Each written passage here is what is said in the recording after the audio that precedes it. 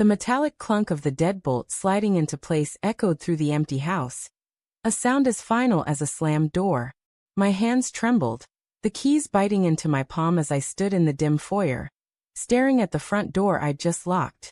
Sarah's suitcase sat on the porch, its black nylon gleaming under the streetlight like an accusation. I'd thrown it out there 10 minutes ago, along with her favorite coat and a pair of boots she loved. My chest burned, a cocktail of rage and grief churning inside me, as her words replayed in my head. It's none of your business where I'm going, Tom. None of my business.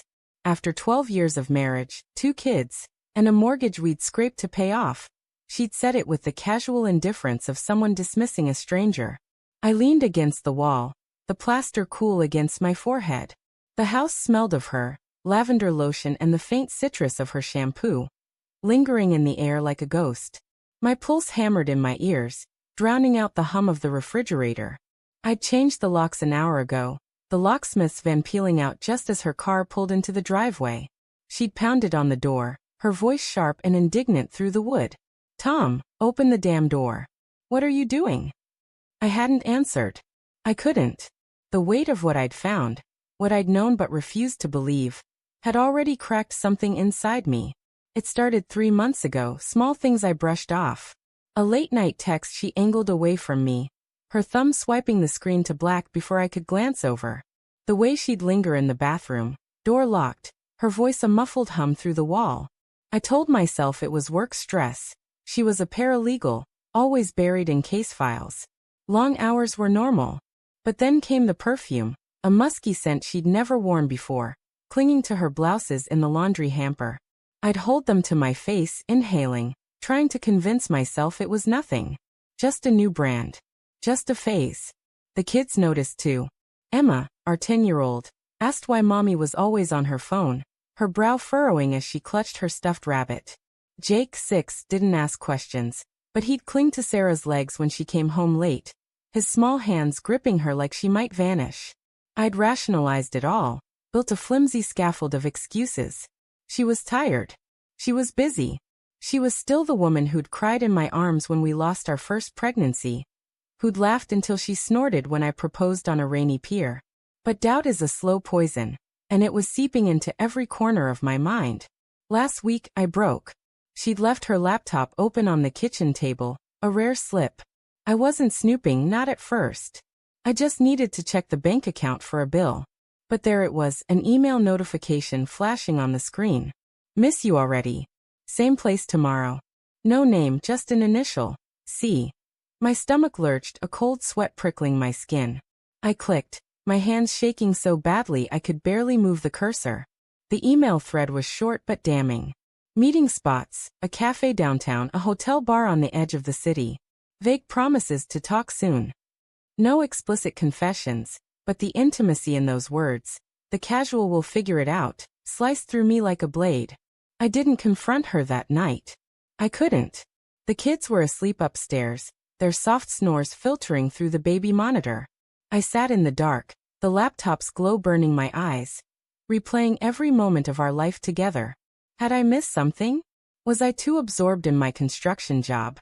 Too tired to notice her drifting? I thought of her smile, the way it used to light up when I walked through the door. When had it stopped? When had I become invisible? The next morning, I played it cool, my voice steady as I poured her coffee. Big day today? I asked, watching her face. She didn't flinch, just nodded, her eyes on her phone. Just work, she said, her tone flat. I wanted to scream, to shake her, to demand who she was. Instead, I kissed her forehead, the gesture mechanical, and watched her leave. That night, I followed her. The city was a blur of neon and rain-slicked streets as I trailed her car, keeping 2 vehicles between us. My knuckles whitened on the steering wheel, my heart thudding so loud I thought it might burst. She pulled into a motel parking lot, the kind with flickering signs and peeling paint. I parked across the street, my breath fogging the windshield. A man stepped out of a black sedan, tall, broad-shouldered, his face obscured by a baseball cap. Sarah got out, her laugh carrying through the cracked window, sharp and unfamiliar. They didn't touch, not at first, but the way she leaned toward him, the ease in her posture. It was a language I didn't speak anymore. I didn't follow them inside. I couldn't bear to see the rest. I drove home, the road blurring through tears I hadn't realized I was shedding. The kids were with my sister, thank God, because the house felt like a tomb when I walked in. I sat on the couch, staring at the framed photo on the mantel. Us at the beach, Emma on my shoulders, Jake in Sarah's arms, all of us laughing. I wanted to smash it. I wanted to burn the house down. Instead, I called the locksmith. Now, standing in the foyer, the weight of my decision pressed against my ribs. Sarah's voice had gone quiet outside, replaced by the crunch of gravel as her car pulled away. I slid to the floor, my back against the door, the wood cold through my shirt. My phone buzzed in my pocket, her name flashing on the screen. I didn't answer. A text followed. You're being ridiculous. Let me in. Ridiculous. The word stung, a slap across the face. I typed a reply, my fingers clumsy. Who's C?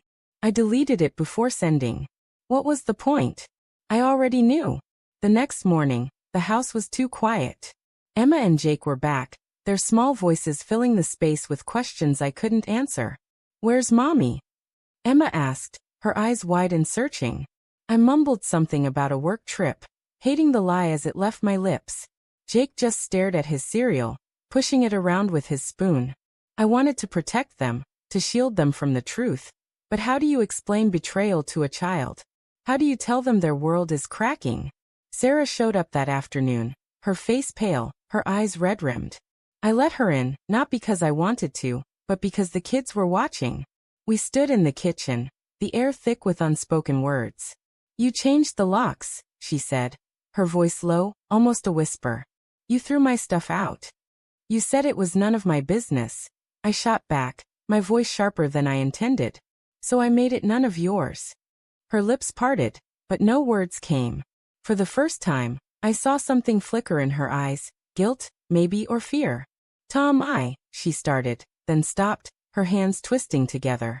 I waited, every muscle tense, willing her to deny it, to give me something to cling to. But she didn't. She just looked away, her silence louder than any confession.